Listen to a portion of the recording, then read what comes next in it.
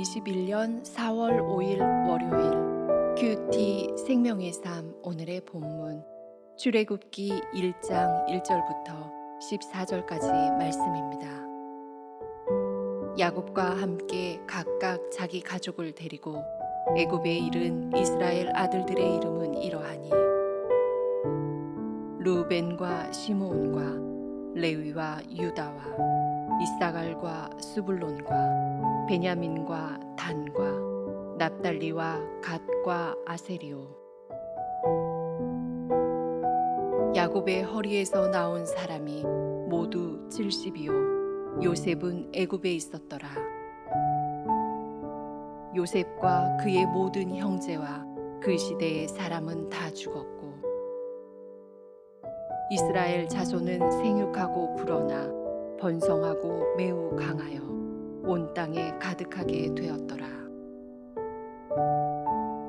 요셉을 알지 못하는 새 왕이 일어나 애굽을 다스리더니 그가 그 백성에게 이르되 이 백성 이스라엘 자손이 우리보다 많고 강하도다.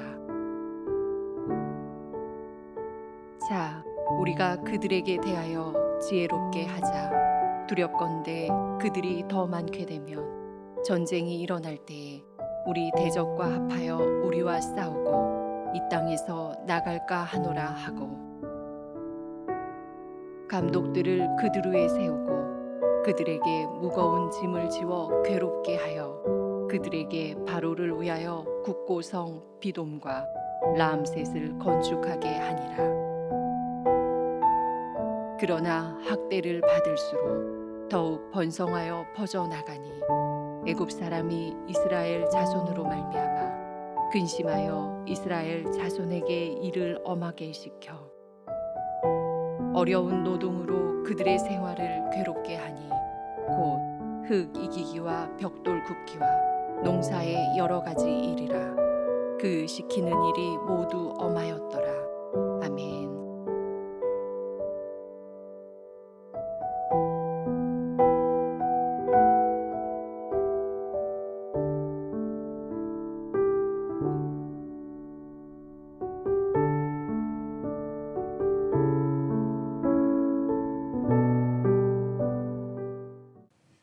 오늘부터 출애굽기의 말씀을 나눕니다.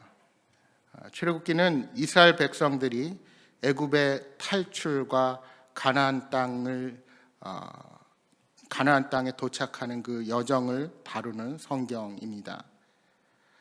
먼저 본문을 보기 전에 성경의 애굽이라고 하는 이집트에 대한 간단한 배경을 살펴보고자 합니다.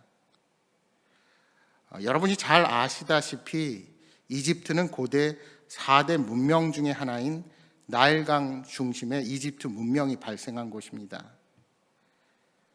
나일강은 그들에게 풍족한 농산물을 제공하면서 일찍이 그 산물을 그리스와 로마 등지까지 수출할 수 있었습니다. 나일강의 범람을 극복하기 위한 노력으로 치수를 계산하다 보니 자연적으로 수학과 천문학이 발달하였습니다. 야곱이 그 땅에 정착하게 된 계기도 흉년이 들어서 나일강의 산물을 얻기 위한 것에서 비롯되었습니다. 그렇다면 애굽 땅에서 430년이라는 세월을 지나고 노예 신분을 가지고 있던 이스라엘 백성들이 어떻게 민족의 정체성을 지키며 살아갈 수가 있었을까요? 우리가 창세기로 거슬러 내려가서 그 내용을 생각해 보면 노예 신분으로 애굽의 총리가 된 요셉은 흉년이 들어 애굽으로 내려왔던 아버지 야곱의 집안을 고센 땅에 정착시킵니다. 고센 땅은 이집트 변방의 기름진 목초지였습니다. 요셉 당시의 애굽의 바로는 가나안 땅에서 이주해온 야곱 족속에게 왕실 소유의 가축을 관리하라는 명목으로 고센 목초지를 내어줍니다. 전통적으로 농경민이었던 이집트 사람들에게 목자들, 유목민들은 교양 없고 거칠고 야만적이라는 강한 편견을 가지고 있었습니다. 그러한 이유가 오히려 목축을 하던 야곱 집안에게는 고센 땅이 더할 나위 없이 정착하기 좋은 땅이었습니다. 더구나 고센에 정착하면서 야곱의 가문은 이집트 사람들과 멀찍이 구별된 땅에서 살았기에 그들의 신앙과 전통을 지켜낼 수가 있었습니다. 그들은 고센 땅에서 하나님을 예배하고 그분의 약속을 기대하며 조상 대대로 이어져 온 선민 의식을 지켜낼 수가 있었던 것입니다.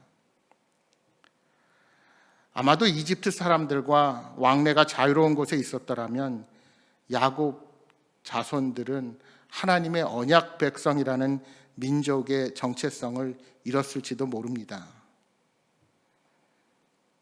이렇게 야곱의 자손인 히브리 민족은 이집트 사람들과 거의 상종이 없다시피 오랜 세월을 그 땅에 정착할 수 있었습니다.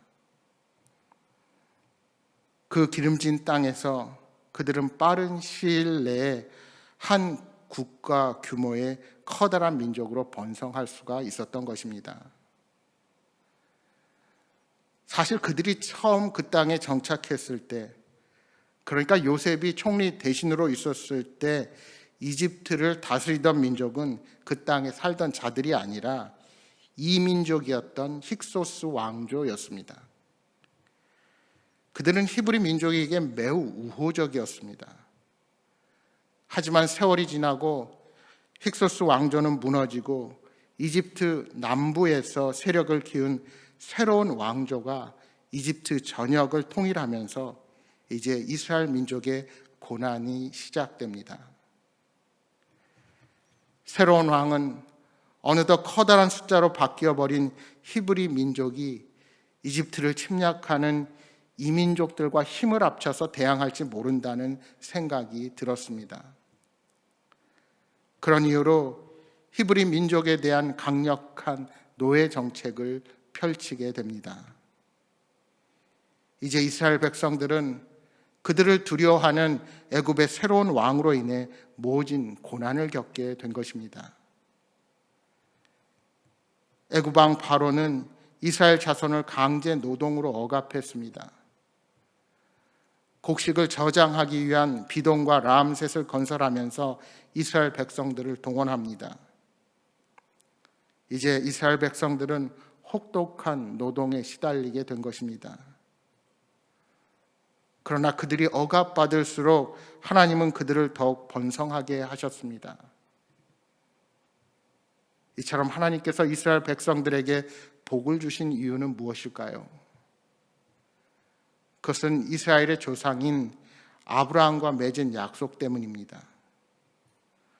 하나님은 아브라함에게 그의 후손을 하늘의 별과 같이 창대하고 번성하게 해 주시겠다고 약속하셨습니다.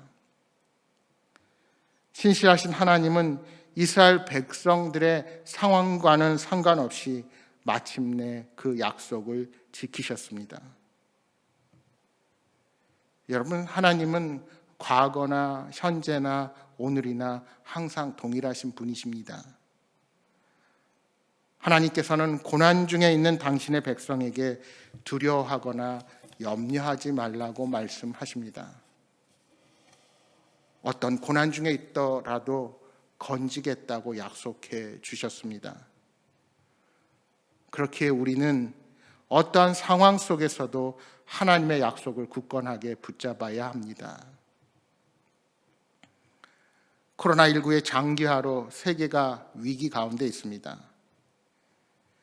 백신은 개발되었지만 언제 이 백신이 모든 사람들에게 공급될 수 있을지 미지수이고, 변이 바이러스의 등장이 우리를 더욱 우울하게 만듭니다. 그곳에서 사람들은 공포와 두려움을 호소합니다. 그러나 이러한 상황 속에서도 하나님의 백성은 담대할 수가 있습니다. 왜요? 우리를 결코 버리지 않겠다는 하나님의 약속이 있기 때문입니다. 우리는 이 약속을 굳게 믿으며 하나님께서 주시는 참 평안 속에서 오히려 불안해하는 이웃들에게 사랑으로 섬기는 자들이 되어야 할 것입니다. 이스라엘의 민족의 수가 많아지자 애굽 왕은 그들을 위협적인 존재로 인식했습니다. 그런데 만약 이스라엘 자손이 계속해서 강성해졌다면 어떤 일이 벌어졌을까요? 아마도 그들은 영원히 애굽을 떠나려 하지 않을 수도 있었을 것입니다. 그들은 애굽에서 누리는 편안함과 안락함 속에 머물기를 원했을 것입니다. 다시 가나안 땅으로 돌아갈 꿈조차 꾸지 않았을 것입니다. 그렇게 되면 그들은 하나님의 약속을 무시하고 불순종하는 백성으로 남았을지도 모릅니다. 결국 그 모든 일련의 과정들이 이스라엘 백성들을 구원하시기 위한 하나님의 계획과 섭리 가운데 진행되고 있는 일들이었습니다. 하나님께서는 그들이 구원을 사모하는 마음을 갖도록 고난과 역경을 주신 것입니다.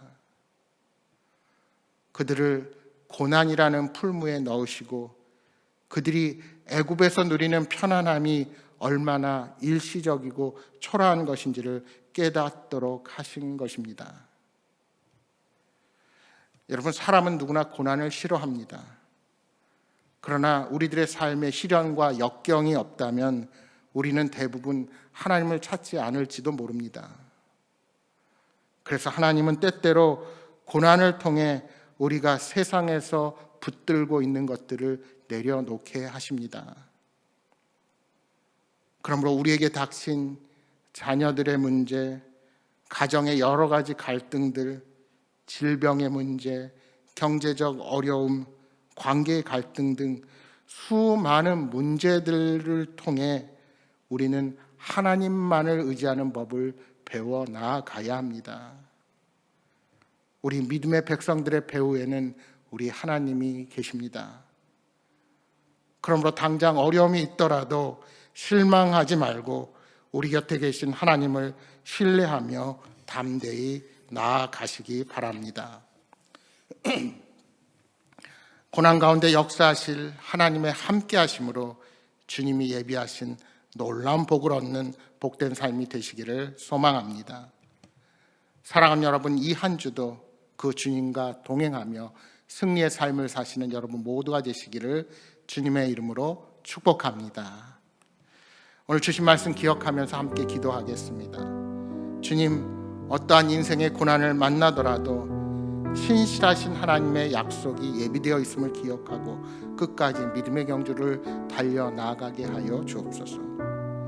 내 삶의 모든 순간이 하나님의 선을 이루는 과정임을 신뢰하게 하여 주옵소서 하고 기도하시기 바랍니다. 또한 여러분 가져오신 간절한 기도의 제목들 놓고 기도하시다가 돌아가시기 바랍니다. 함께 기도하겠습니다.